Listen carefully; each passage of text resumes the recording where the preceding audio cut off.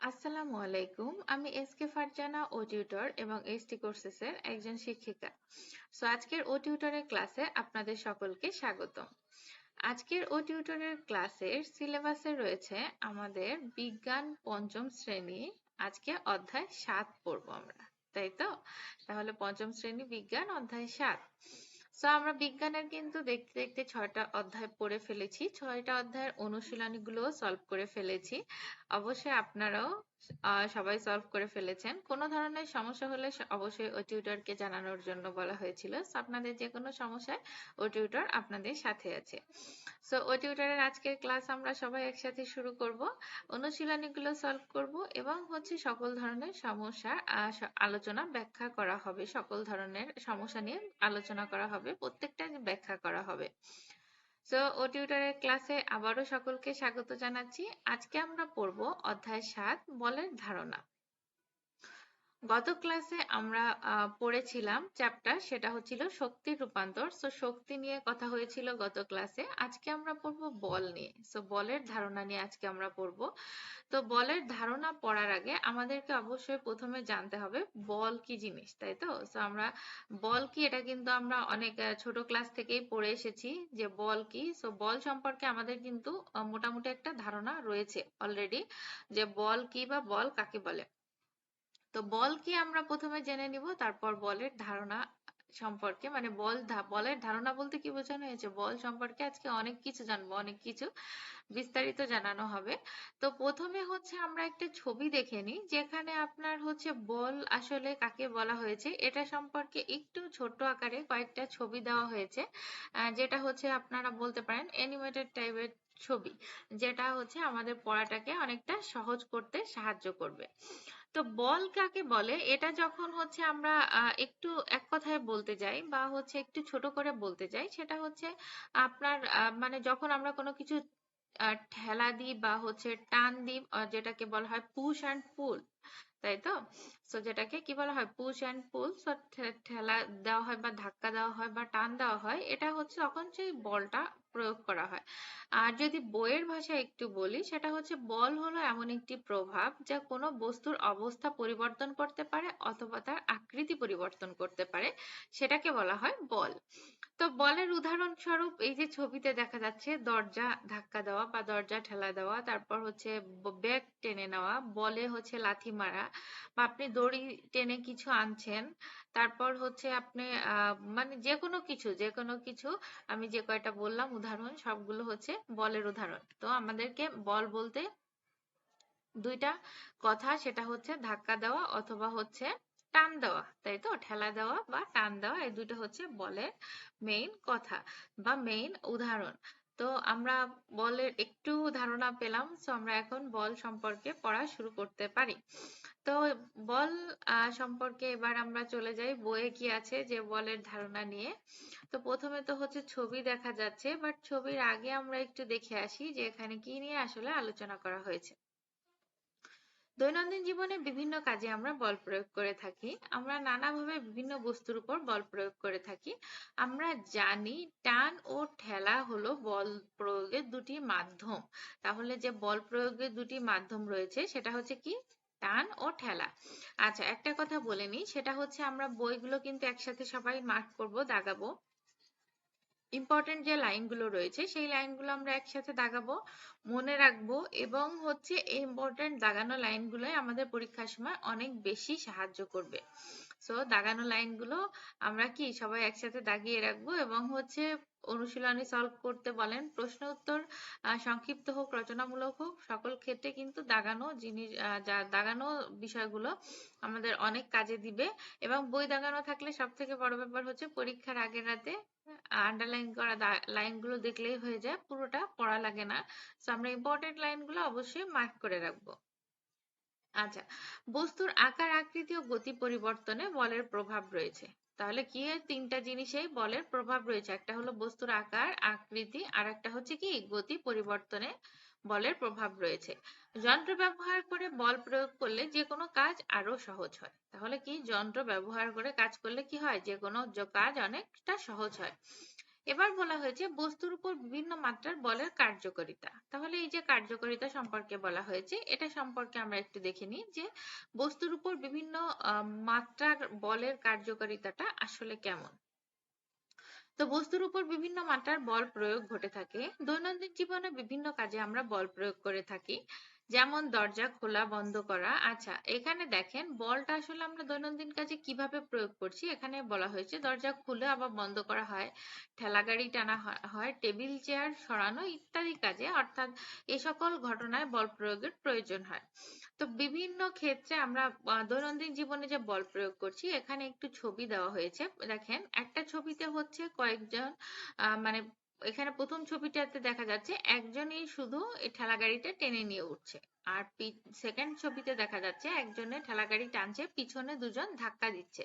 তাহলে একটা ছবিতে শুধু টান দেখা যাচ্ছে, আর একটা ছবিতে কি হচ্ছে টান এবং ধাক্কা দুইটাই দেখা যাচ্ছে, মানে দুইটাই একসাথে দেখানো হয়েছে। তো এখানে পর্যবেক্ষণ 1, উপরের ছবি দুটি ভালো করে লক্ষ্য করি। প্রথম ছবিটিতে চালক ঠেলাগাড়িটি নিচু স্থান থেকে উঁচু স্থানে উঠাতে পারছে না।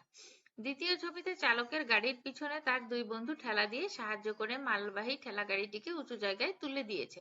চালকের একা একা গাড়ি টানা এবং তার বন্ধুরা তাকে সাহায্য করার ফলে যে ভিন্ন ফলাফল হলো তার কারণগুলো নিচের ছকে লিখি। আচ্ছা, দুইটা ছবিতে অবশ্যই ভিন্নতা রয়েছে।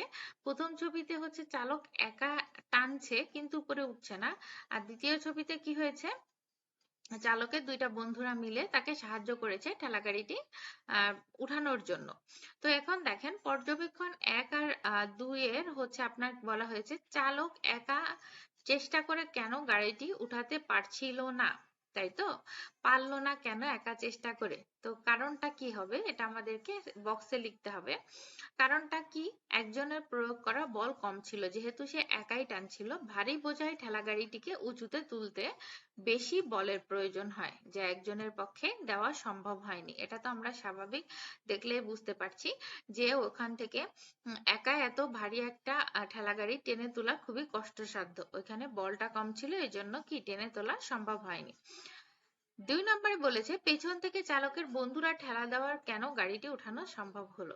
স্বাভাবিক ব্যাপার, যখন হচ্ছে চালকের পেছন থেকে চালকের বন্ধুরা গাড়িটি ঠেলা দিল, তখন কি হয়, একাধিক ব্যক্তির একসাথে বল প্রয়োগ করার মোট বল বৃদ্ধি পেয়েছে। অর্থাৎ একজনের যে বল ছিল সেখান থেকে একাধিক ব্যক্তি যখন ধাক্কা দিচ্ছে, তখনটা কি বলের পরিমাণটা বৃদ্ধি পেয়েছে।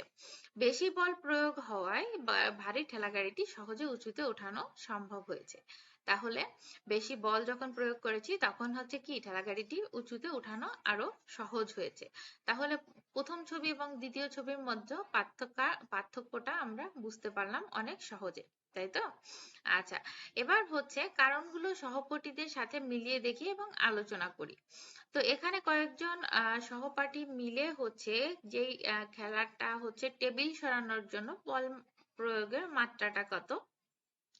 তো এখানে যে টেবিলটা রয়েছে এটাকে আমরা এভাবে ফিল আপ করতে পারি যে একজনের সরালে কেমন হবে, দুইজনের সরালে কেমন, কতটুকু বল প্রয়োগ হবে, তিনজনের সরালে কতটুকু।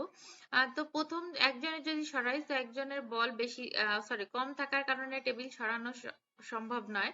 দুইজন হচ্ছে বল প্রয়োগ করার ফলে বলটা একটু বেড়েছে, বাট যদি তিনজন বা বেশি সংখ্যক প্রয়োগ করা হয় তখন কি টেবিলটা অনেক সহজে সরানো যাবে, তাই তো? তো এখানে এই পর্যবেক্ষণ 2ও আমরা বুঝে গিয়েছি। তো এটার মানে টোটালটা যে সারসংক্ষেপ রয়েছে সেটা আমরা একটু দেখে নিই। প্রাত্যহিক জীবনে আমরা বিভিন্ন কাজকর্ম করার সময় বল প্রয়োগ করি। বল প্রয়োগের দুটি প্রধান পদ্ধতি হলো টান ও ঠেলা। তাহলে বল প্রয়োগের দুটি প্রধান পদ্ধতি কি, টান আর একটা হচ্ছে ঠেলা। বল প্রয়োগ করে বস্তু সরানো যায় এবং বস্তুর আকার আকৃতি ও গতির পরিবর্তন করা যায়। বলের মাত্রা বাড়ালে বস্তু দ্রুত ও বেশি দূরে যেতে পারে। তাই বলের কার্যকারিতা নির্ভর করে তার পরিমাণ ও প্রয়োগের কৌশলের উপর। তাহলে বলের কার্যকারিতা কিসের উপর নির্ভর করছে আমাদের অবশ্যই মনে রাখতে হবে, ঠিক আছে? নির্ভর করে তার পরিমাণ ও প্রয়োগের কৌশলের উপর। অর্থাৎ এখানে যে সারসংক্ষেপ বলা হয়েছে, সারসংক্ষেপে কিন্তু অনেক গুরুত্বপূর্ণ কিছু কথা বলা হয়েছে বল প্রয়োগের ক্ষেত্রে। তো আমাদের এটা মনে রাখতে হবে যে বল প্রয়োগের প্রধান পদ্ধতি হচ্ছে টান ও ঠেলা। আরেকটা কথা বলা হয়েছে বল প্রয়োগ করে বস্তু সরানো যায় এবং বস্তুর আকার আকৃতি ও গতির পরিবর্তন করা যায়। বলের মাত্রা বাড়ালে বস্তু দ্রুত বেশি দূরে যেতে পারে। তাই বলের কার্যকারিতা নির্ভর করে তার পরিমাণ ও প্রয়োগের কৌশলের উপর। তাহলে আমরা এই প্যারাটা দাগিয়ে রাখবো হচ্ছে বলের মানে প্রধান কি প্রয়োগ করলে, বল প্রয়োগ করলে কোন পরিবর্তন হতে পারে, এইটা আমরা বুঝতে পারবো। ঠিক আছে। আচ্ছা, সেকেন্ড হচ্ছে আমাদের রয়েছে বস্তুর উপর বিভিন্ন মাত্রার বলের কার্যকারিতা সম্পর্কে আরো কিছু জানি। তো আমরা কি করব, বস্তুর উপর বিভিন্ন মাত্রার বলের কার্যকারিতা। তো বিভিন্ন মাত্রার বলের কার্যকারিতা বলতে বোঝানো হয়েছে বলটা কোন পর্যায়ে রয়েছে, অল্প নাকি বেশি, তো এটা সম্পর্কে আমরা কিছু জানবো। তো এখানে দেখেন প্রথম একটা ছবি দেখা যাচ্ছে যেখানে হচ্ছে কি একজনে সাইকেল চালাচ্ছে, তাই তো, সাইকেল এবং একটা লোক। দ্বিতীয় ছবিতে দেখা যাচ্ছে কি বল খেলছে, তো বল খেলার একটা ছবি দেখা যাচ্ছে। তো আমরা প্রথম ছবিটা নিয়ে আলোচনা করব যে আমরা যখন সাইকেল চালাই তখন সাইকেলের প্যাডেলে বল প্রয়োগ করি। যদি প্যাডেলে কম মাত্রার বল প্রয়োগ করি তাহলে সাইকেল কম গতিতে চলে। যদি প্যাডেলে বেশি মাত্রার বল প্রয়োগ করি তাহলে সাইকেল বেশি গতিতে চলে। অর্থাৎ বিভিন্ন মাত্রার বল প্রয়োগে সাইকেলের গতির কম বেশি হয়। তাহলে যখন কম কম প্রয়োগ করা বল এবং বেশি প্রয়োগ করার বল বেশি প্রয়োগ করার ফলে আমরা এখানে একটা ধারণা পেয়েছি। আবার দেখেন আমরা যখন ফুটবল খেলি তখন যে মাত্রার বল প্রয়োগ করি তার উপর ফুটবলের গতি নির্ভর করে, অর্থাৎ ফুটবলটা কত দূর যাচ্ছে। আমি হচ্ছে যেই মাত্রার বল প্রয়োগ করব বলটা তো তত দূরই যাবে। অর্থাৎ ফুটবলে আস্তে লাথি দিলে কম দূরত্ব অতিক্রম করে, জোরে লাথি দিলে অতি দ্রুত বেশি দূরত্ব অতিক্রম করে। আচ্ছা, তারপরে বলেছে যে বলের মাত্রা। বল প্রয়োগে শক্তি বা জোরকে বলে বলের মাত্রা। তাহলে বলের মাত্রা কাকে বলছে আমরা সবাই একটু দাগিয়ে নিব। বলের মাত্রাটা কাকে বলছে এটা আমরা দাগিয়ে নিব। বল প্রয়োগের শক্তি বা জোরকে বলের মাত্রা বলা হয়। বিভিন্ন মাত্রার বল প্রয়োগে বস্তুর গতি, দিক ও দূরত্বে ভিন্ন প্রভাব ফেলে। বলের মাত্রা যত বেশি বস্তুর উপর প্রভাব তত বেশি। আমরা জানি বল প্রয়োগ করার মাধ্যমে কোনো বস্তুকে সরানো, গতি বাড়ানো, কমানো বা থামানো যায়। তাহলে কয়টা কাজ করা যাচ্ছে আমরা কিন্তু অবশ্যই মার্ক করব। দেখেন, বল প্রয়োগ করার মাধ্যমে কোনো বস্তুকে সরানো যায়, বস্তুটার গতি বাড়ানো যায়, কমানো যায় বা থামানো যায়। কাজের প্রয়োজন অনুযায়ী সঠিক মাত্রার বল প্রয়োগ করলে কাজ সহজ হয় ও সময় বাঁচে। তাহলে কাজের প্রয়োজন অনুযায়ী যদি সঠিক মাত্রার বলটা প্রয়োগ করি তাহলে কাজটা কি হয়, অবশ্যই সহজ হয় এবং সময়টাও বেঁচে যায়। তাহলে আমরা কোন কাজে কতটুকু বল প্রয়োগ করব এটার উপর নির্ভর করছে আমাদের কাজটা কেমন হবে। বল যেমন প্রয়োগ করা হবে কাজটা তেমনই হবে। যেমন হচ্ছে সাইকেলের প্যাডেল দ্রুত ঘোরালে বল বেশি প্রয়োগ করলে সাইকেল দ্রুত চলবে অথবা আস্তে চলবে সাইকেল। আবার ফুটবল খেলার ক্ষেত্রেও সেম। ফুটবলে হচ্ছে যদি আপনি বেশি বল প্রয়োগ করেন তো বলটা দূরে যাবে বেশি, আর যদি অল্প বল প্রয়োগ করা হয় তাহলে বেশি দূরে যাবে না। তো বস্তুর উপর ঘর্ষণ বলের প্রভাব। নেক্সট টপিকস হচ্ছে কি আমাদের পরের বস্তুর উপর ঘর্ষণ বল। ঘর্ষণ বলটা কি এইটা নিয়ে আমরা একটু দেখা যাক ঘর্ষণ বলটা কি। আচ্ছা, খেলতে গিয়ে মাটির উপর মার্বেল গড়িয়ে দিলে দেখা যায় কিছু সময় পর মার্বেল থেমে যায়। কোনো বস্তু টানতে অনেক কষ্ট হয়, আবার বস্তুকে সহজেই টানা যায়। কেন এমন হয়? এসব ঘটনার পেছনে অন্যতম কারণ হলো ঘর্ষণ বল। তাহলে কি বলেছে, খেলতে গিয়ে মাটির উপর মার্বেল গড়িয়ে, অর্থাৎ মার্বেলটা যখন মাটির উপর গড়িয়ে দিচ্ছি তখন যেই বলটা প্রয়োগ হচ্ছে এটাকে বলা হচ্ছে ঘর্ষণ বল। কোনো বস্তু টানতে গিয়ে অনেক কষ্ট হয়, আবার কোনো বস্তুকে সহজেই টানা যায়। কেন এমন হয়? এসব ঘটনার পিছনে অন্যতম কারণ হচ্ছে ঘর্ষণ বল। আচ্ছা, তো ঘর্ষণ বলের একটা পরীক্ষা এখানে বা একটা কাজ এখানে দেওয়া হয়েছে, যেটা হচ্ছে খেলার বলকে বিদ্যালয়ের মসৃণ মেঝে বা স্কুলের ঘাসের উপর গড়িয়ে দিলে কি দেখা যায়। এইটা হচ্ছে আমাদের ঘর্ষণ বলের একটা আপনার পরীক্ষা বা হচ্ছে কাজ বলতে পারি, যেটা এখানে দেওয়া হয়েছে আপনাদের করার জন্য। তো ঘর্ষণ বলে হচ্ছে কি খেলার বল বিদ্যালয়ের মসৃণ মেঝেতে গড়িয়ে দেওয়া হলো, তাহলে কি দেখা যাবে দেখেন, বলটি বেশি দূর গড়িয়ে যায় কারণ মসৃণ মেঝেতে ঘর্ষণ বল কম থাকে, তাই বল এগিয়ে যায়। অর্থাৎ কি মসৃণ মেঝেতে ঘর্ষণ বলটা খুবই কম, অর্থাৎ ঘর্ষণ বল যদি কম থাকে তাহলে বল বেশি দূর এগিয়ে যাবে, আর যদি ঘর্ষণ বল বেশি থাকে তাহলে বল বেশি দূর এগোতে পারবে না। যেটা ঘটেছে আমাদের মাঠে, খেলার মাঠে ঘাসের উপরে, যেখানে হচ্ছে বলটি কম দূর গড়িয়ে যায় কারণ হচ্ছে ঘাসের উপর ঘর্ষণ বল বেশি থাকে, এই জন্য বল হচ্ছে কম দূর যায়। অর্থাৎ ঘর্ষণ বলের কারণে যদি হচ্ছে কম ঘর্ষণ বল বেশি থাকে তাহলে বল কম দূরে যাবে, আর ঘর্ষণ বল কম থাকলে বল বেশি দূরে যাবে। ঠিক আছে, তাহলে ঘর্ষণ বল সম্পর্কে আমরা জানলাম। আচ্ছা, বস্তুকে কোনো কিছুর উপর দিয়ে গড়িয়ে দিলে একটু পর থেমে যায়, এই থেমে যাওয়ার কারণ হলো ঘর্ষণ বল। ঘর্ষণ বল হলো এমন একটি বল যা একটি বস্তুর পৃষ্ঠের উপর দিয়ে অপর একটি বস্তুর পৃষ্ঠকে চলতে বাধা দেয়। তাহলে ঘর্ষণ বল কাকে বলছে আমরা কিন্তু দাগিয়ে নিব, ঠিক আছে। সো ঘর্ষণ বল হলো এমন একটি বল যা একটি বস্তুর পৃষ্ঠের উপর দিয়ে অপর একটি বস্তুর পৃষ্ঠকে চলতে বাধা দেয়, এটাকে বলা হয় হচ্ছে কি ঘর্ষণ বল।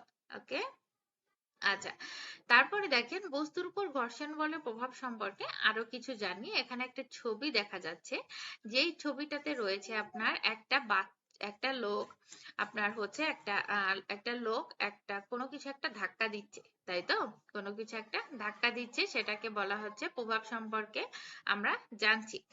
আচ্ছা, যখন কোনো বস্তু অন্য কোনো বস্তুর উপর দিয়ে চলতে থাকে তখন দুটি বস্তুর স্পর্শের জায়গায় গতির বিরুদ্ধে বল তৈরি হয়, এই ঘর্ষণকে বল বলা হয়।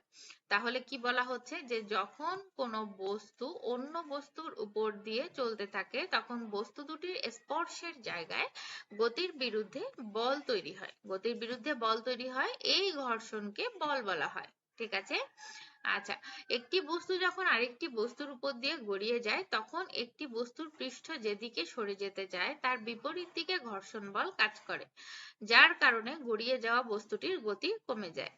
যদি কোনো বস্তুর উপর পৃষ্ঠ মসৃণ হয় তাহলে ঘর্ষণ কম হয়, অমসৃণ পৃষ্ঠযুক্ত বস্তু হলে ঘর্ষণ বেড়ে যায়।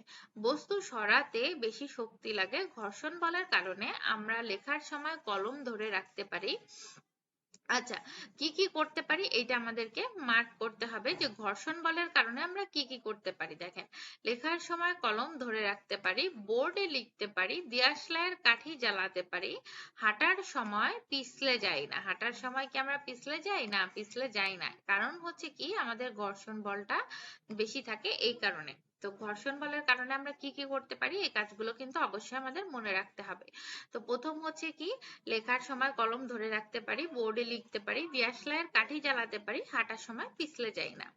আমরা একটু খেয়াল করলে বুঝতে পারবো চকচকে মসৃণ টাইলসের মেঝেতেও হাঁটার চেয়ে অমসৃণ পাকা রাস্তায় হাঁটা অধিকতর সুবিধাজনক।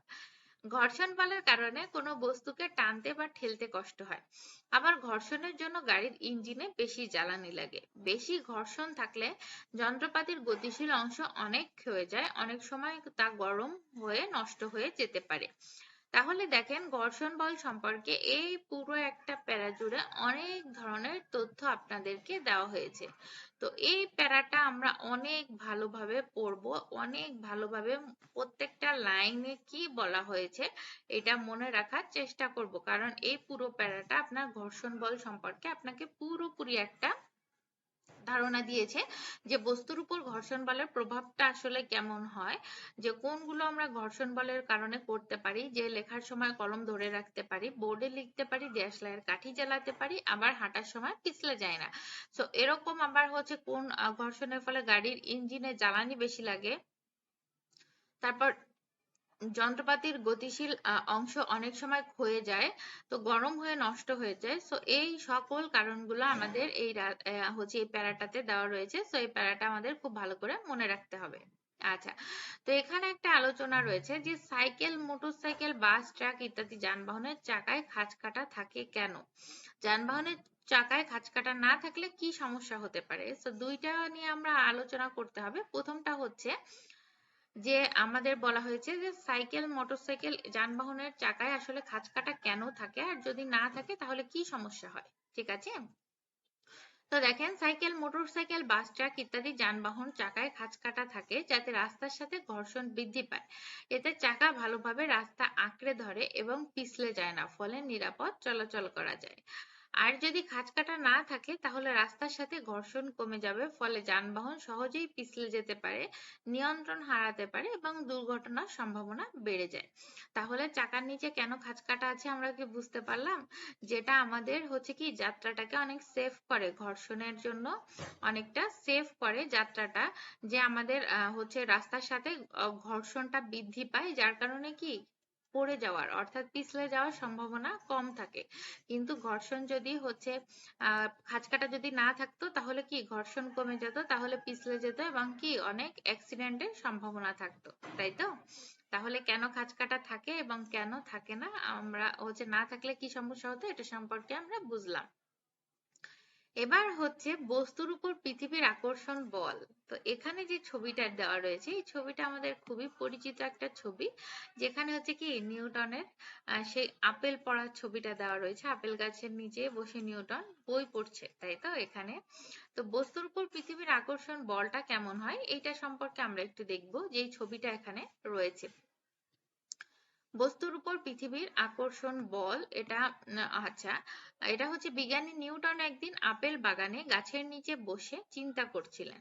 তখন হঠাৎ একটি আপেল গাছ থেকে নিচে এসে পড়লো। তখন তার মনে প্রশ্ন জাগলো, আপেলটি নিচে পড়লো কেন? কেন উপরের দিকে গেল না? কেনই বা স্থির হয়ে থাকলো না? আমাদের মনে নিশ্চয়ই একই প্রশ্ন জাগে। সব জিনিস উপর থেকে ছেড়ে দিলে নিচে পড়ে যায় কেন? খুবই ইম্পর্টেন্ট একটা প্রশ্ন, সবার মনে আছে, তাই তো? যে নিউটন সেদিন চিন্তা করেছিল যে আপেলটা কেন উপরের দিকে গেল না, কেন হচ্ছে স্থির থাকলো না, কেনই বা নিচে পড়ে গেল। তো এরকম হচ্ছে প্রশ্নর জন্য এখানে একটা কাজ দেওয়া হয়েছে, সেটা হচ্ছে বল, পেন্সিল, কাগজ, পালক ইত্যাদি উঁচু থেকে ছেড়ে দিই। প্রতি ক্ষেত্রে কি হয় সেটা নিয়ে আমরা আজকে দেখব। যে আপনার বল, পেন্সিল, কাগজ এগুলো যদি আমরা কি নিচে থেকে ছেড়ে দিই তাহলে কি সবগুলো উপর থেকে ছেড়ে দিই তো সবগুলো অবশ্যই নিচেতে পড়বে। কারণ কি পৃথিবীর মহাকর্ষ বল সবকিছুকে কি করে নিচের দিকে টানে। পৃথিবীর যে মহাকর্ষ বলটা রয়েছে সবকিছুকে কি করে নিচের দিকে টানে, এই জন্য সবকিছু নিচে পড়বে। পৃথিবী সকল বস্তুকে নিজের দিকে টানে। দেখেছেন পৃথিবী তাহলে কি করে সকল বস্তুকে নিজের দিকে টানে। এই টানকে বলা হয় পৃথিবীর আকর্ষণ, আকর্ষণ বল। তাহলে পৃথিবীর আকর্ষণ বল কাকে বলা হচ্ছে? যে পৃথিবী সকল বস্তুকে নিজের দিকে টানে, এই টানকে বলা হয় পৃথিবীর আকর্ষণ বল। শুধু বল, পেন্সিল, কাগজ বা পালক নয়, যে কোনো বস্তুকে উপর থেকে ছেড়ে দিলে তা পৃথিবীর আকর্ষণ বলের কারণে নিচে পড়বে। এই বলকে মাধ্যাকর্ষণ বল বলে। তাহলে মাধ্যাকর্ষণ বল কাকে বলছে? ঠিক আছে, তো দুইটা এখানে পুরো প্যারায় এখানে দুইটা জিনিস দেখা গিয়েছে। একটা হচ্ছে আপনার আকর্ষণ বল কাকে বলছে, আর একটা হচ্ছে মাধ্যাকর্ষণ বল কাকে বলছে। সো আমাদের আকর্ষণ বল এবং মাধ্যাকর্ষণ বল দুইটা সম্পর্কে জানতে হবে, ঠিক আছে?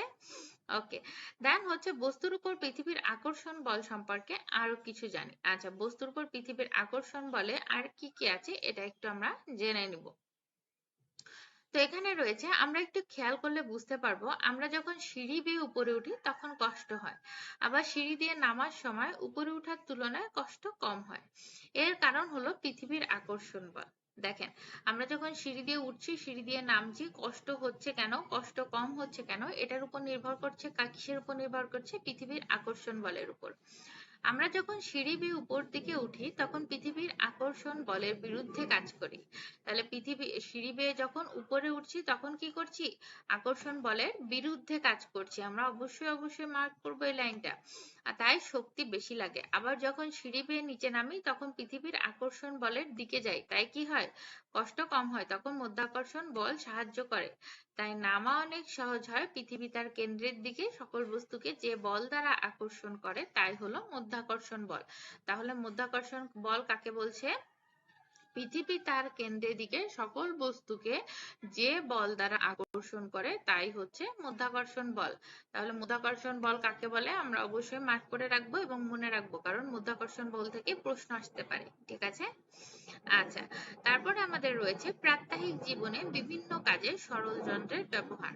আমাদের প্রাত্যহিক জীবনে বিভিন্ন কাজ করতে গিয়ে আমরা অনেক রকম যন্ত্র ব্যবহার করি। এসব যন্ত্র আমাদের কাজকে সহজ করে দেয়। প্রতিদিন আমরা বিভিন্ন কাজে যে সকল সহজ যন্ত্র ব্যবহার করি সেগুলো হচ্ছে সরল যন্ত্র, ঠিক আছে? তাহলে আমরা প্রতিদিন আমরা বিভিন্ন কাজে যে সকল যন্ত্র ব্যবহার করি সেগুলো হচ্ছে কি সরল যন্ত্র, তাই তো?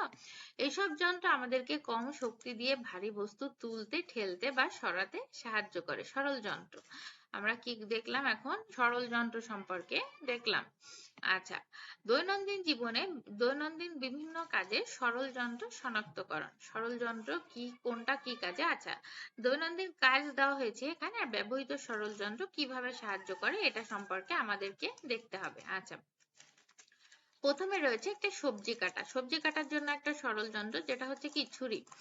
ধারালো ধার দিয়ে সহজে কাটা যায়, তাই তো? তারপরে রয়েছে কাঠ কাটা। কাঠ কাটার জন্য কি লাগে? করাত। তারযুক্ত ব্লেড দিয়ে কাটা সহজ হয়। বোতলের ঢাকনা খোলা। বোতলের ঢাকনা খোলার জন্য কি লাগে? বোতল ওপেনার, তাই তো? কম শক্তিতে ঢাকনা খোলা যায়। তারপরে হচ্ছে দেহের দুই পাশে ভার বহন করা। তো এটা হচ্ছে বাঁশ বা কি কাঠের কাঁধের লাঠি। ভার সমানভাবে ভাগ হয়, বহন সহজ হয়। তারপর হচ্ছে স্ক্রু লাগানো, যেটা হচ্ছে স্ক্রু ড্রাইভার। স্ক্রু সহজে আটকানো বা খোলা যায়। তারপর হচ্ছে তলপথ, অর্থাৎ র্যাম্প দিয়ে ওঠা। আচ্ছা, কম শক্তিতে উপরে ওঠা যায়। তারপর কূপ থেকে পানি তোলা, অর্থাৎ পুলি বা চক্র। কম শক্তিতে পানি তোলা সহজ হয়। আচ্ছা, তো আমরা এখানে আমাদের হচ্ছে দৈনন্দিন কাজ, ব্যবহৃত যন্ত্রপাতি এবং হচ্ছে কাজ সম্পর্কে দেখলাম, তাই তো? আচ্ছা, দেন আমাদের রয়েছে এটা সারসংক্ষেপ। দৈনন্দিন জীবনে আমরা অনেক সরল যন্ত্র ব্যবহার করি, যেমন হচ্ছে ছুরি, কাঁচি, কুড়াল, পুলি, র্যাম্প, হাতুড়ি, স্ক্রু ড্রাইভার ইত্যাদি। এসব যন্ত্র বিভিন্ন ধরনের কাজে ব্যবহৃত হয়, যেমন কাটা, তোলা, চাপ দেওয়া, ঘোরানো ইত্যাদি। অর্থাৎ যখন যে কাজে লাগে তখন সেই কাজে সেইভাবেই ব্যবহার করতে হয়। আচ্ছা, প্রাত্যহিক জীবনে সরল যন্ত্রের ব্যবহার সম্পর্কে আমরা আরো কিছু জানি। সরল যন্ত্রগুলো কি আমরা অলরেডি জেনে গিয়েছি, তো এর ব্যবহার সম্পর্কে আমরা একটু দেখে নিই। বিজ্ঞানের ভাষায় সরল যন্ত্রটা কি, এটা আমরা একটু দেখব। বিজ্ঞানের ভাষায় সরল যন্ত্র হলো এমন একটি যন্ত্র যা কাজ করার সময় বলের দিক ও বলের মাত্রার পরিবর্তন করে। তাহলে বলের দিক ও বলের মাত্রার পরিবর্তন করে এমন একটা যন্ত্র, যেটাকে বলা হচ্ছে সরল যন্ত্র। প্রাত্যহিক জীবনে আমরা বিভিন্ন ধরনের সরল যন্ত্র ব্যবহার করি, যা আমাদের দৈনন্দিন কাজকে সহজ, দ্রুত এবং কার্যকর করে তোলে। সরল যন্ত্রসমূহ যেমন লিভার, পুলি, চাকা, অক্ষ, হেলান, সমতল, স্ক্রু এবং হচ্ছে ওয়েজ। এগুলো সাধারণ গঠনের হলেও এগুলোর বৈজ্ঞানিক কার্যকারিতা অনেক। যেমন টিউবওয়েলের হাতল, রিকশার চাকা, কুয়া থেকে পানি তোলার দড়ি ও চাকা, কাঠ কাটার কুড়াল, বোতলের ঢাকনা খোলার স্ক্রু সবকিছুই সরল যন্ত্রের ব্যবহার। এগুলো আমাদের কম বল প্রয়োগে কাজ করতে সাহায্য করে এবং সময় ও পরিশ্রম বাঁচায়। তাহলে এখানে দেখেন অনেকগুলো কাজের কথা বলা হয়েছে। এই যে কোনটা কি কাজে ব্যবহার করা হয় এটা আমাদের মনে রাখতে হবে। আচ্ছা, এসব যন্ত্র শুধু ঘরে নয়, বাইরের কাজেও ব্যাপকভাবে ব্যবহৃত হয়। গুদামে ভারী মাল তুলতে ঢালু পথ ব্যবহার করা হয়। নির্মাণ কাজে মালামাল তোলার জন্য পুলি ব্যবহার করা হয়। হাসপাতালে ঢালু র্যাম্প থাকে, যাতে রোগীর স্ট্রেচার সহজে তোলা যায়। এছাড়াও দরজার হাতল, বোতলের ঢাকনা, কাঁটা চামচ, স্ক্রু ড্রাইভার ইত্যাদি প্রতিদিনের প্রয়োজনীয় কাজে ব্যবহৃত সরল যন্ত্র। এসব যন্ত্রের ব্যবহার আমাদের জীবনের নানা দিককে সহজতর করে তোলে। এসব ব্যবহার আমাদের জীবনের নানা দিককে কি করে? সহজতর করে তোলে। আচ্ছা, কাজ সহজ করার ক্ষেত্রে সরল যন্ত্রের ভূমিকা আমরা জেনেছি। সরল যন্ত্র আমাদের দৈনন্দিন কাজকে সহজ, দ্রুত ও কার্যকর করে তোলে। এবার আমরা দেখি সরল যন্ত্রগুলো কিভাবে কাজ করে। আচ্ছা, এখানে দেখেন একটা হচ্ছে লিডার, সরি হচ্ছে এটা একটা পরীক্ষা দেওয়া হয়েছে, যেখানে হচ্ছে একটা কি দেখা যাচ্ছে? লিভার, অর্থাৎ একটা কাঠি বা স্কেল, ছোট পাথর আর হচ্ছে পেন্সিল, এগুলো দিয়ে একটা পরীক্ষা করা হয়েছে। যেখানে হচ্ছে টেবিলের উপর একটা পেন্সিল রাখতে হবে, যার উপরে হচ্ছে পেন্সিলকে ভিত্তি বানিয়ে তার উপর স্কেল রাখতে হবে। যে স্কেল রাখি যেন, আর স্কেলের এক প্রান্তে একটা ছোট পাথর রাখি, অন্য প্রান্তে আঙুল দিয়ে চেপে দিই, স্কেলের নিচে পেন্সিলের অবস্থান বদলিয়ে আঙুল দিয়ে চাপ দিই। আচ্ছা, তো এখন পরীক্ষাটা হচ্ছে কি, পাথরটা কি উপরে উঠলো? পাথর উঠাতে কি অনেক জোর লেগেছে? যদি পেন্সিলের অবস্থান বদলাও, অর্থাৎ বৃত্তি মাঝখান না হয় এক পাশে রাখো, তাহলে কি জিনিস তোলা সহজ হবে? তো এখানে দুইটা প্রশ্ন রয়েছে। একটা হচ্ছে পাথরটা কি উপরে উঠানো যাচ্ছে, উপরে উঠাতে কি অনেক বেশি জোর লাগছে? উত্তরটা হচ্ছে হ্যাঁ, পাথর উপরে উঠছে না, কিন্তু খুব বেশি জোর লাগছে না, কম জোরে উঠানো যাচ্ছে। যেহেতু এক পাশে পাথর রয়েছে আর এক পাশে আঙ্গুল রয়েছে, আঙ্গুল দিয়ে একটু চাপ দিলে পাথরটা উপরে উঠছে। সেকেন্ড কোশ্চেন হচ্ছে, পেন্সিলের অবস্থান বদলালে, অর্থাৎ পেন্সিলটা মাঝ বরাবর রাখা হয়েছে, এটাকে যদি একটু সরিয়ে যে কোনো একটা সাইডে রাখি, তাহলে কি সহজ হবে? হ্যাঁ, তখন পাথর তোলা আরো সহজ হবে, যদি মাঝ বরাবর না রেখে যে কোনো একটা পাশে রাখি। আচ্ছা, তো এটার কারণ হচ্ছে লিভার অর্থাৎ সরল যন্ত্র। পেন্সিল একপাশে সরালে লম্বা বাহুতে কম জোর দিলে ভারী বস্তু তোলা যায়। অর্থাৎ সবকিছু নির্ভর করছে আপনার কিসের উপর? সরল যন্ত্র বা লিভার, তাই তো? আচ্ছা, লিভার পরীক্ষায় আমরা দেখেছি একটি নির্দিষ্ট ভিত্তি বিন্দুর সাহায্যে কম জোর দিয়ে সহজেই ভারী বস্তু তোলা যায়। সরল যন্ত্র আমাদের দৈনন্দিন কাজকে সহজ করে এবং কম পরিশ্রমে বেশি কাজ করতে সাহায্য করে। সরল যন্ত্র সম্পর্কে আরো কিছু জানি। এখানে দুটো ছবি দেখা যাচ্ছে, যেটা হচ্ছে হেলানো সমতল, অর্থাৎ নিচের থেকে উপরের দিকে ওঠানোটা দেখা যাচ্ছে। আমাদের দৈনন্দিন অনেক সরল যন্ত্রের মধ্যে বিশেষ কয়েকটি সরল যন্ত্র খুবই গুরুত্বপূর্ণ ভূমিকা রাখে, যে একটা হচ্ছে হেলানো সমতল, একটা হচ্ছে কপিকল ও লিভার। ঠিক আছে। আচ্ছা, প্রথমে হচ্ছে হেলানো সমতলের ছবি দেখা যাচ্ছে, তারপরে আপনার এখানে আরেকটা লিভারের ছবি দেখা যাচ্ছে, আর একটা হচ্ছে কপিকল অর্থাৎ কুয়ো থেকে পানি তোলা, এটা দেখা যাচ্ছে, বা পতাকা উঠানো।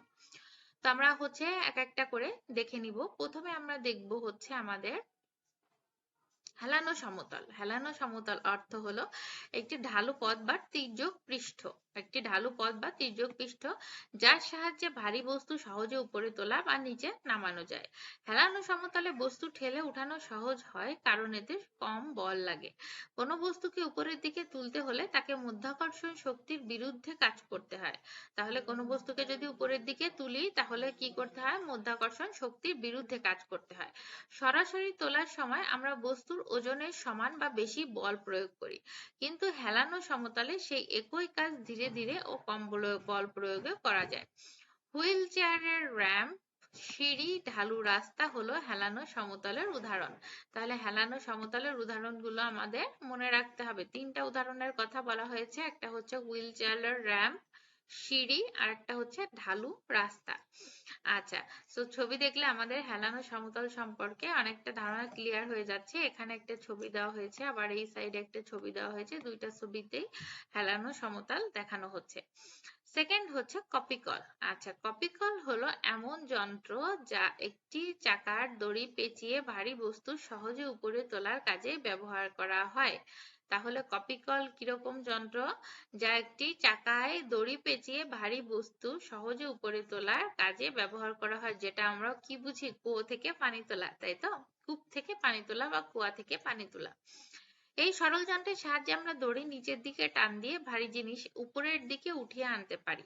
প্রতিদিন স্কুলে গিয়ে নিশ্চয়ই লক্ষ্য করেছো, উপরে পতাকা তোলার জন্য দড়ি নিচের দিকে টানা হচ্ছে আর পতাকা উপরের দিকে উঠে যাচ্ছে, রাইট? পতাকা তোলার জন্য কপিকল ব্যবহার করা হয়। তাহলে পতাকা তোলার জন্য কি ব্যবহার করা হয়? কপিকল। কপিকল ব্যবহার করে আমরা অল্প বল প্রয়োগ করে ভারী বস্তুকে সহজে উপরে উঠাতে পারি। আমরা এ ধরনের উদাহরণ আরো দেখতে পাই, যেমন কূপ থেকে পানি তোলার দড়ি, চাকা, নির্মাণ কাজে নির্মাণ সামগ্রী তোলার যন্ত্র। দেখেছো? তাহলে কূপ থেকে পানি তোলার দড়ি দিয়ে হচ্ছে পানি তোলার জন্য যে চাকাটা ব্যবহার করা হয়, তারপর নির্মাণ কাজে নির্মাণ সামগ্রী তোলার জন্য যে যন্ত্রটা ব্যবহার করা হয়, এগুলোকে আমরা বলবো কি? কপিকল, তাই তো? আচ্ছা, লাস্ট হচ্ছে লিভার। লিভার হচ্ছে এই যে কয়েকটা কি যন্ত্রপাতি, সরল যন্ত্র যেগুলোকে বলা হয়, এগুলোকে বলা হয় হচ্ছে লিভার। আচ্ছা, লিভার হলো এক ধরনের সরল যন্ত্র, তাই। আচ্ছা, লিভারের সাহায্যে একটি নির্দিষ্ট জায়গায় জোর দিয়ে বস্তু সহজে তোলা বা সরানো যায়। এতে এক পাশে চাপ দিলে অন্য পাশে ভার ওঠে বা নড়ে।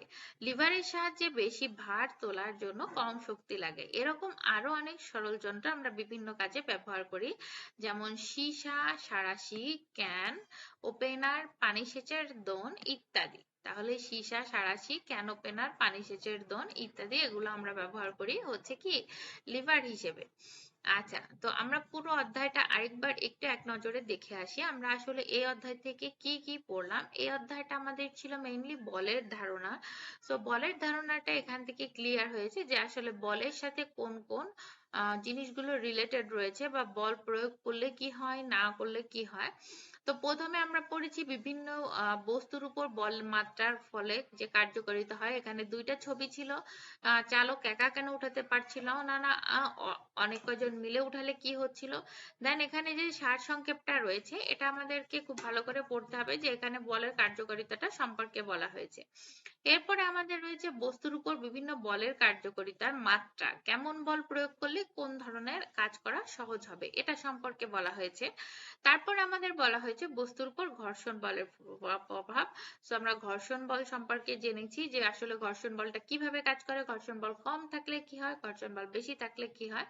এখানেও আপনার এই প্যারাটা খুবই গুরুত্বপূর্ণ, কারণ হচ্ছে এই প্যারা থেকে আপনার ঘর্ষণ বলের অল ডিটেলস ক্লিয়ার করা হয়েছে।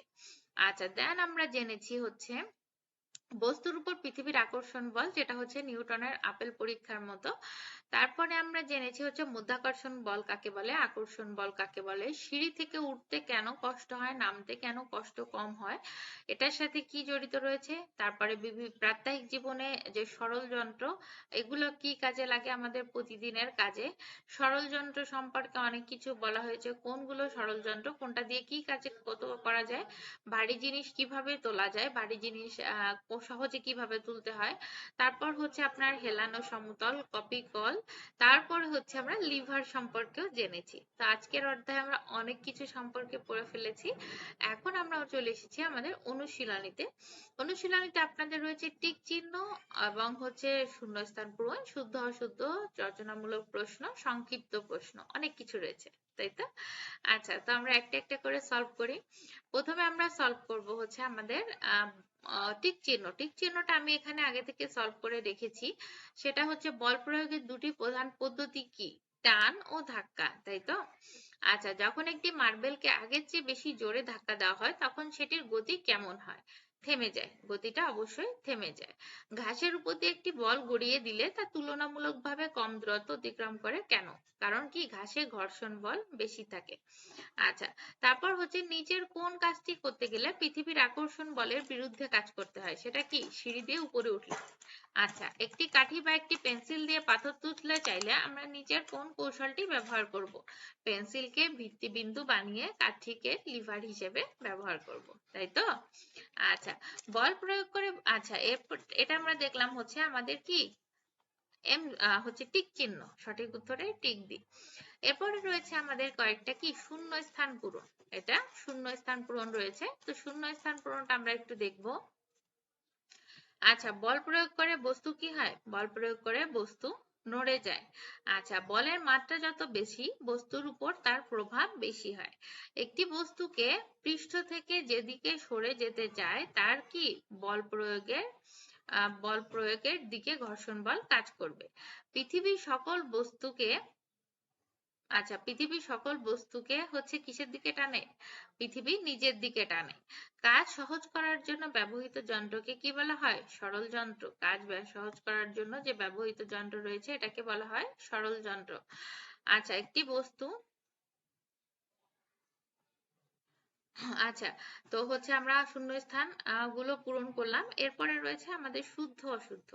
শুদ্ধ অশুদ্ধ গুলো একটু দেখবো। যে মসৃণ পৃষ্ঠে ঘর্ষণ বল কম থাকে বলে বস্তু সহজে গড়িয়ে যেতে পারে, এটা কি হচ্ছে শুদ্ধ, কারণ হচ্ছে ঘর্ষণ বল কম থাকলে কি বস্তু চলাচলটা সহজ হয়। পৃথিবীর আকর্ষণ বল না থাকলে উপর থেকে ছেড়ে দেওয়া বস্তু উপরে উঠে যেত, শুদ্ধ। ঘর্ষণ বলের কারণে হাঁটার সময় পিছলে যায় না, এটা কি, এটাও শুদ্ধ। লিভার ব্যবহারে ভারী বস্তু তুলতে বেশি শক্তি লাগে, এটা অশুদ্ধ। কপি কলের সাহায্যে রশি নিচে টেনে ভারী জিনিস সহজে উপরে তোলা যায়, এটা শুদ্ধ। আচ্ছা, এরপরে রয়েছে আমাদের কিছু সংক্ষিপ্ত প্রশ্ন এবং রচনামূলক প্রশ্ন। সংক্ষিপ্ত প্রশ্নগুলো কি রয়েছে একটু দেখে নিব। তো প্রথমে রয়েছে আমাদের ঘর্ষণ বল কাকে বলে, এটা আমরা পড়েছি। হেলানো সমতল কি, এটাও আমরা পড়েছি। ঘর্ষণ বল না থাকলে আমাদের চলাফেরায় কি ধরনের সমস্যা হতে পারে, এটাও আমরা দেখেছি। বাড়িতে বা আশেপাশে যে কোনো দুটি সরল যন্ত্র চিহ্নিত করি যেগুলোর ব্যবহার লেখো, তো সরল যন্ত্র সম্পর্কে আমরা পড়েছি। যদি পৃথিবীর মাধ্যাকর্ষণ বল না থাকতো তাহলে আমাদের দৈনন্দিন জীবন কেমন হতো, মাধ্যাকর্ষণ বলের অভাব হলে আমাদের দৈনন্দিন জীবনগুলো কেমন হলো, যুক্তি সহ উত্তর দাও। এটাও আমাদের অধ্যায়ের মধ্যে রয়েছে অনুশীলনীতে। তারপরে দেখেন বর্ণনামূলক প্রশ্নগুলো কেমন রয়েছে, যে ঘর্ষণ বল ও মাধ্যাকর্ষণ বল কি, এই দুই বল কিভাবে আমাদের দৈনন্দিন জীবনে কাজ করে, মসৃণ এবং অমসৃণ পৃষ্ঠে বল গড়িয়ে দেওয়ার ফলে বলটি ভিন্ন ভিন্ন দূরত্ব অতিক্রম করে, এর কারণ ব্যাখ্যা করো। একটি ভারী পাথর উঠাতে বলা হলো, তাহলে আমরা কোন ধরনের সরলযন্ত্র ব্যবহার করব, কেন? মনে করো বিদ্যালয়ের বিজ্ঞান মেলায় ঘর্ষণ বল ও মাধ্যাকর্ষণ বল নিয়ে একটি প্রদর্শনী করতে হবে। দুটি বলের বৈশিষ্ট্য পার্থক্য দর্শকদের সামনে উপস্থাপন করার জন্য একটি পরিকল্পনা লেখো। তো এখানে যে প্রশ্নগুলো রয়েছে, আশা করি সবগুলো প্রশ্নের উত্তর আমাদের অধ্যায়ের মধ্যে আমরা পড়ে ফেলেছি অলরেডি। আমাদের হচ্ছে প্রতিদিনের মধ্যে একই কথা, সেটা হচ্ছে প্রথমে অধ্যায়টাকে ভালো করে পড়তে হবে, অধ্যায়ের মধ্যে থেকে ইম্পর্টেন্ট প্রশ্ন উত্তরগুলো আমাদেরকে খুঁজে বের করতে হবে, এবং হচ্ছে আমাদের অধ্যায়ের মধ্যে থেকে এমসিকিউ প্লাস সংক্ষিপ্ত প্রশ্ন, রচনামূলক প্রশ্ন, যে গুরুত্বপূর্ণ প্রশ্ন উত্তরগুলো রয়েছে এগুলো আমরা মার্ক করব, দাগিয়ে রাখবো এবং হচ্ছে নোট করে ফেলবো, যাতে হচ্ছে এই যে অনুশীলনীটা আমরা কি কোনো ধরনের গাইড নোট ছাড়াই আমরা নিজেরা সলভ করে ফেলতে পারি। ঠিক আছে? তো ঘর্ষণ বল কাকে বলে, হেলানো সমতল কি, ঘর্ষণ বল মাধ্যাকর্ষণ বল কি, দুই বল কিভাবে আমাদের দৈনন্দিন জীবনে কাজ করছে, সকল কিছু সম্পর্কে আমরা কিন্তু আমাদের এই অনুশীলনীতে অলরেডি পড়ে এসেছি, অধ্যায়ে পড়ে এসেছি। সো আমাদের ফার্স্ট কাজ অধ্যায়টা খুব ভালো করে হচ্ছে পড়া, মুখস্থ করা, যেই যেই জিনিসগুলো আমাদের মনে রাখতে হবে সেই সেই জিনিসগুলো আমাদেরকে মুখস্থ করতে হবে, যেই যেই জিনিসগুলো আমাদেরকে হচ্ছে হেল্প করবে অনুশীলনীটা পূরণ মানে সলভ করতে, সংক্ষিপ্ত উত্তর, রচনামূলক উত্তর দুইটাই আমরা খুব ভালো করে যেন মুখস্থ করতে পারি, সলভ করতে পারি, নিজেরাই লিখতে পারি, আমাদের অনুশীলনীটাকে এত ভালো করে পড়তে হবে। ঠিক আছে? তো আমরা হচ্ছে আজকে বলের ধারণা সম্পর্কে পড়লাম, অনুশীলনীটা সলভ করলাম। তো এরপরে আমাদের নেক্সট ক্লাসে রয়েছে অধ্যায় 8 ভূমিরূপ। আমরা গত ক্লাসে পড়েছি শক্তি রূপান্তর, আজকে আমরা বলের ধারণা পড়েছি। সো দুই ক্লাসে দুইটা জিনিস সম্পর্কে জেনেছি, একটা হচ্ছে শক্তি সম্পর্কে জেনেছি, একটা হচ্ছে আজকে বল সম্পর্কে জানলাম। সো নেক্সট ক্লাসের আগে অবশ্যই সবাই অধ্যায়টা খুব ভালো করে পড়ে ফেলবেন, অনুশীলনীটা সলভ করে ফেলবেন, এবং হচ্ছে যে কোনো ধরনের সমস্যা হলে অবশ্যই ও টিউটরকে জানাতে হবে। ও টিউটরের সকল ক্লাসগুলো দেখার জন্য অনুরোধ রইল। ও টিউটরের সকল ক্লাসগুলো একসাথে আমরা করব, একসাথে আমরা বইটা দাগিয়ে ফেলবো, মার্ক করব, ইম্পর্টেন্ট লাইনগুলো মনে রাখবো, এবং হচ্ছে অনুশীলনীটাও আমরা সবাই একসাথে সলভ করব। সো আমরা সবাই ও টিউটরের সাথে থাকবো, ও টিউটরের সকল ক্লাসগুলো দেখব। কোনো ক্লাসে কোনো ধরনের সমস্যা হলে অবশ্যই আমরা ও টিউটরকে জানাবো। ও টিউটর আপনাদের সকল ধরনের সমাধান দেওয়ার জন্য সবসময় আপনাদের সাথে আছে। তো আমরা নেক্সট ক্লাসে পড়বো আমাদের হচ্ছে নেক্সট অধ্যায়, এটা হচ্ছে অধ্যায় হচ্ছে ভূমিরূপ সম্পর্কে। তো ততক্ষণ পর্যন্ত সবাই ও টিউটরের ক্লাসটা দেখে নেবেন এবং হচ্ছে সকল ধরনের সমস্যার সমাধান করার জন্য চেষ্টা করবেন। ততক্ষণ আপনাদের সাথে ছিলাম আমি এসকে ফারজানা। সো ও টিউটরের তরফ থেকে সকলকে ধন্যবাদ ক্লাসটা দেখার জন্য, এবং হচ্ছে ও টিউটরের সকল ক্লাস রেকর্ডগুলো দেখে ফেলেছেন যারা, তাদেরকেও ধন্যবাদ, যারা এখনো দেখেননি তারা দ্রুত দেখে ফেলবেন ও টিউটরের সকল ক্লাসগুলো। সবাইকে দেখার জন্য আমন্ত্রণ রইল। ওকে, সো নেক্সট ক্লাসের আগে পর্যন্ত সবাই ভালো থাকবেন, সুস্থ থাকবেন, ও টিউটরের সাথে থাকবেন। ধন্যবাদ সবাইকে, আল্লাহ হাফেজ, আসসালামু আলাইকুম, বাই বাই।